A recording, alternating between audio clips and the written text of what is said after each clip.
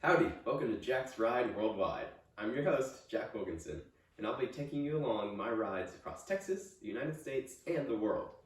Join me also for not just that, but learning about the nuts and bolts of owning a motorcycle, planning adventures, and making a motorcycle unique to you. But first, a little bit about myself. I've been riding a motorcycle for 11 years now, and it all started on a 110cc Honda dirt bike. A sweet little dirt bike that didn't have a clutch, but still had a gear shifter. This gave me the opportunity to learn all the ins and outs of motorcycling without the added difficulty of learning how to keep from killing the dirt bike's engine.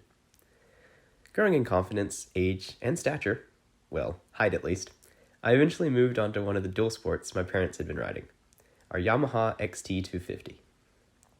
Basically a dirt bike with extra attachments to make it legal for street riding, this was a fantastic cycle. I got my motorcycle license at 15, just after getting my car permit, and this was the cycle I first rode on the street, to high school, to Boy Scout meetings, and my summer job at the Texas Energy Museum. I learned a lot on that cycle, from the experiences of riding on the road, around cars and trucks, and it being the first cycle that I went down on, having my back tire taken out by some rogue gravel. It was also the first cycle I put LED underlights on as I got into customizing my motorcycles. A trend that I continued with my next, my Yamaha 320cc YZF R3. I customized the wazoo out of this motorcycle. I added adjustable clutch and brake levers, a radiator guard panel, slim turn signals, a fender eliminator, LED underlights, and eventually sticker bombed it. From junior year of high school to sophomore year of college, I put 7,600 miles on it and took 2 great motorcycle trips with my parents, in New Mexico and up the coast of Texas. I got to experience my second motorcycle wipeout on this bike, or should I say, on and then off it.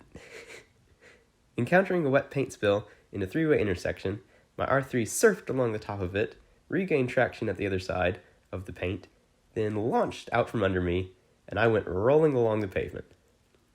Breaking my wrist during the spill, it cut the motorcycle riding portion of our New Mexico trip short, as I was in no shape to ride, even though, as we later found out, the cycle did not suffer any structural damage, thankfully.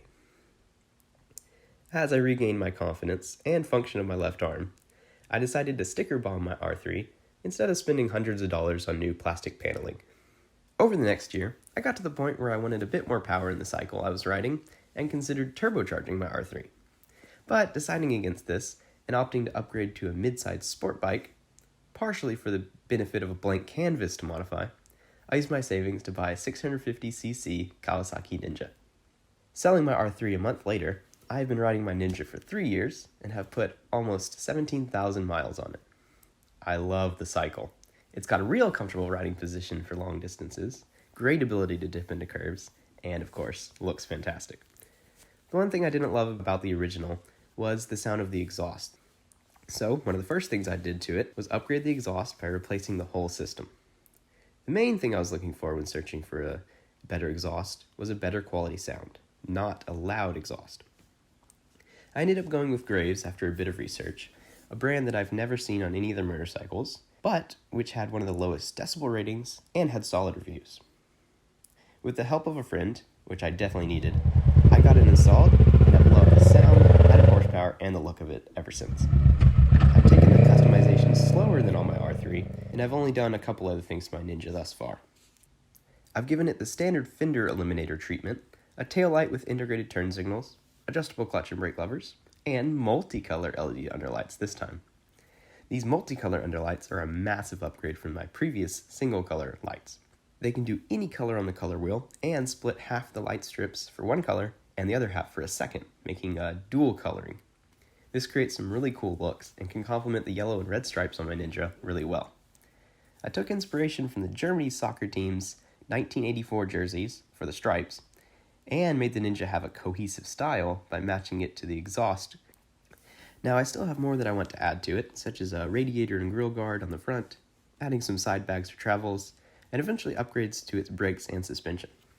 Speaking of travels, my Ninja has been my primary mode of transport for both my internships, starting and ending my workday with a very enjoyable ride in God's creation, attend events, and just ride for fun.